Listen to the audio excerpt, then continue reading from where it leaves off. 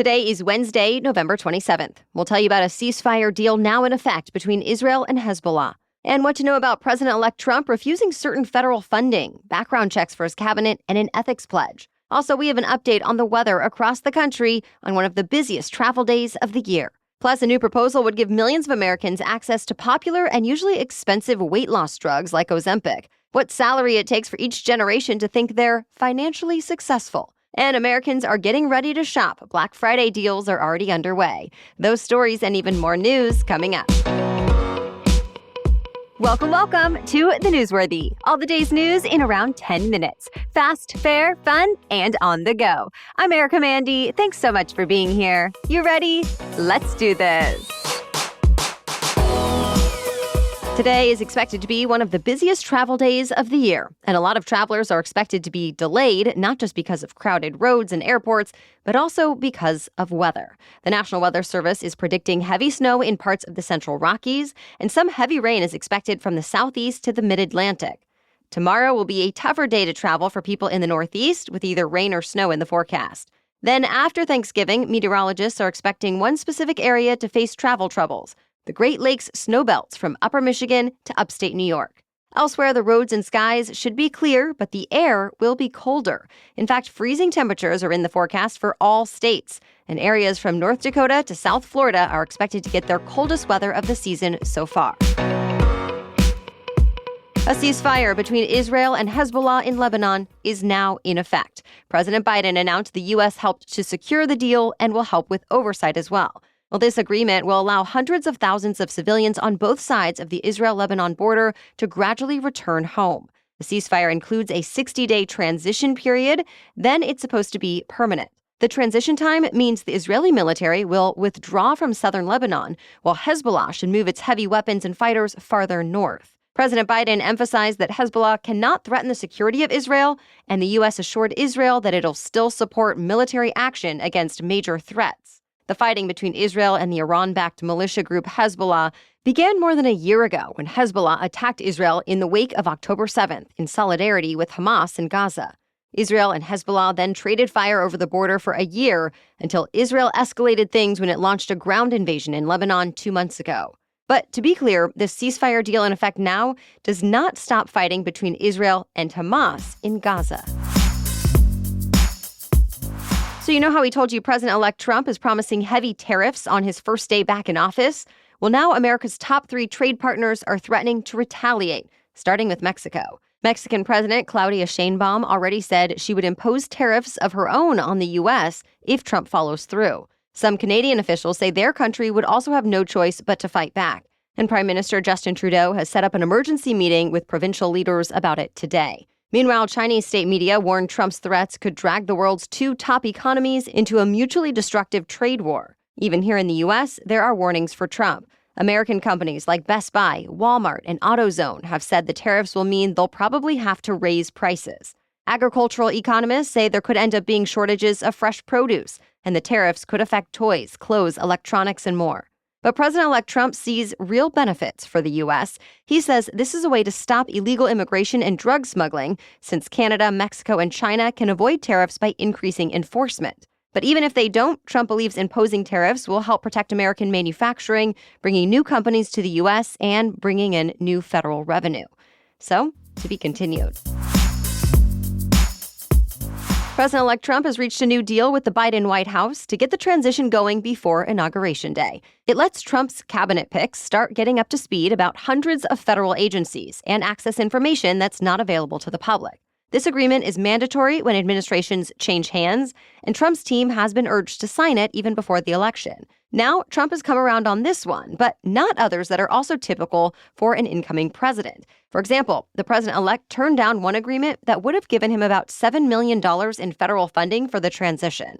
His chief of staff pointed out it saves taxpayers money. But there are other benefits for the Trump transition team, like it will be able to raise unlimited private donations and work out of private facilities.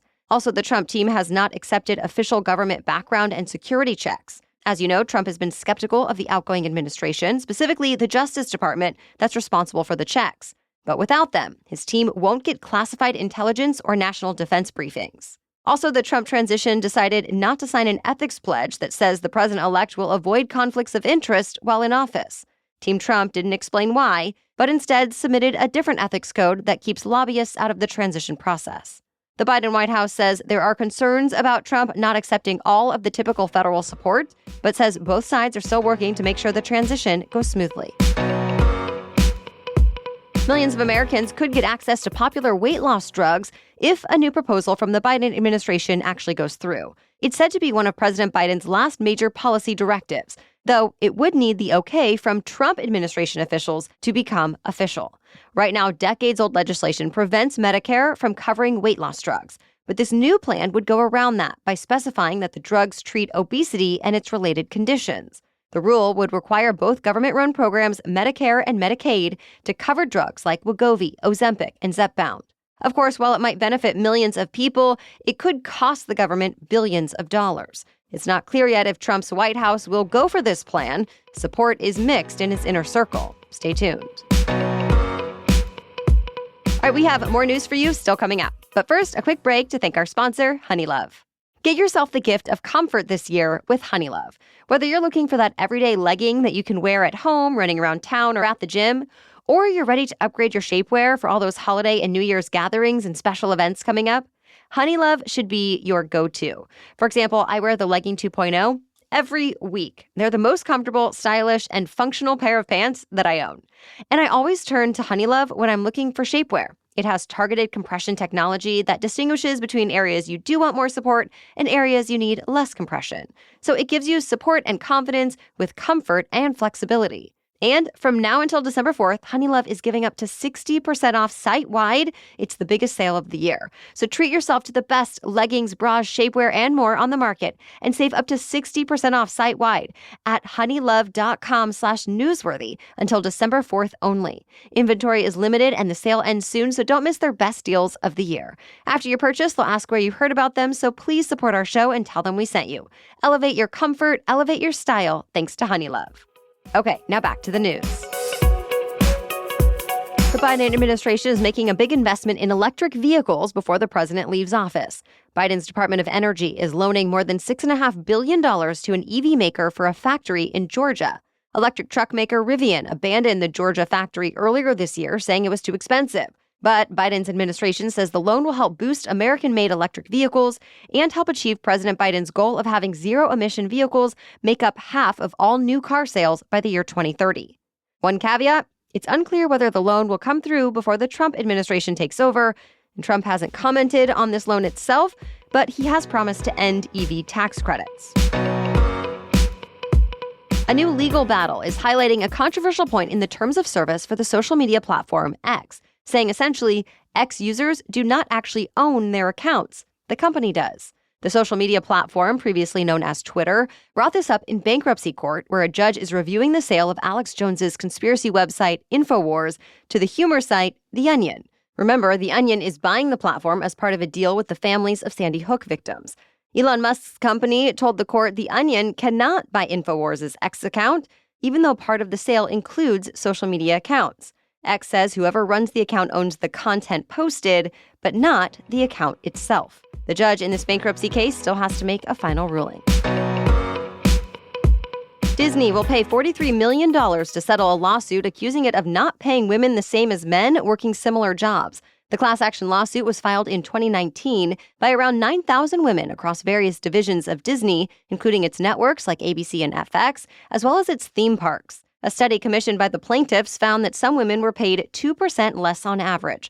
And even though Disney disputes the validity of the study, the amount it agreed to pay is based on the findings. The company also said it will hire an outside consultant to help with its equal pay practices, and an economist will evaluate Disney's policies for 3 years. Disney said it has always been committed to paying its workers fairly, and the settlement is an example of that. Zoom is no longer a video meeting platform. It's an artificial intelligence company. The company announced it's dropping video from its formal name to simply be Zoom Communications and be an AI-first company delivering modern hybrid work solutions. Zoom says its AI-powered workplace will summarize tasks, draft email responses, and prepare workers for meetings. Zoom has been around since 2011, but the COVID pandemic made it an almost universal tool as companies transitioned to remote work. It even became a verb, as in, let's Zoom later. In the years since 2020, big tech companies like Microsoft and Google have rolled out products designed to compete with Zoom, which many workplaces adopted. And those companies have made significant investments in artificial intelligence already. Well, this Thanksgiving, most people plan to avoid talking politics completely. A CBS News poll found that more than 70% of Americans say they will not talk politics during the holiday. Though the poll did find that President-elect Trump supporters are more willing to talk politics than supporters of Vice President Kamala Harris. One thing everyone can agree on, though, is that the Thanksgiving holiday brings the biggest shopping weekend of the year. We're just 2 days away from Black Friday, and the National Retail Federation says a record number of people will take advantage of deals and discounts that last through Cyber Monday. More than 183 million people will shop during the holiday break. Total spending is also expected to hit a record and may reach $990 billion total. You can listen to all the best holiday shopping strategies in our special edition Saturday episode that we aired last weekend. Well, that's it for the main news today, so now it's time for Work Wednesday, when we break down one interesting career or work-related news story every Wednesday. But first, a quick break. This fall, treat yourself and your loved ones to sourdough breads, fresh pastas, and artisanal pastries from Wildgrain. You won't want to miss the seasonal items they have, too. Rumor has it they have a small number of apple cider donuts, so get those before they sell out. If you're not familiar with Wildgrain, it's the first Bake from Frozen subscription box for artisanal breads, pastries, and pastas. Wildgrain's boxes are fully customizable. In addition to their classic variety box, they recently launched a new gluten-free box and a plant-based box that is 100% vegan. Best of all, they take the hassle out of baking, since all items bake from frozen in 25 minutes or less with no mess or cleanup. Whether I'm throwing the pasta in a pot or the bread in the oven, that's literally all it takes, and my whole family is amazed at the quality and freshness. For a limited time, Wildgrain is offering our listeners $30 off the first box, plus free croissants in every box when you go to wildgrain.com/newsworthy to start your subscription. You heard me, free croissants in every box, and $30 off your first box when you go to wildgrain.com/newsworthy, wildgrain.com/newsworthy, or use promo code newsworthy at checkout. Okay, now back to Work Wednesday. Americans have weighed in and decided the minimum salary required to be, quote, financially successful is $270,000 a year. That's what a new survey from the financial services firm Empower found. Though $270,000 a year is an average of all the answers, and it's driven way up by Gen Z. They say financial success requires well over $500,000 a year. Compare that to the next closest cohort, Gen Xers, who said an adequate salary is $212,000 a year. Next on the list is millennials, who said a little more than $180,000 a year is enough for financial success, followed by boomers, who said they needed a salary of just under $100,000 a year.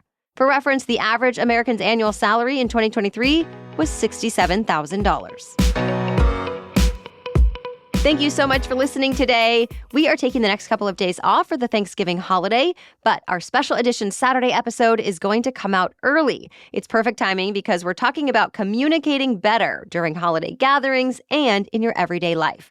From improving your small talk to discussing politics to even handling high-stakes work presentations with ease. So look for that special edition episode tomorrow, and you can listen anytime throughout the weekend.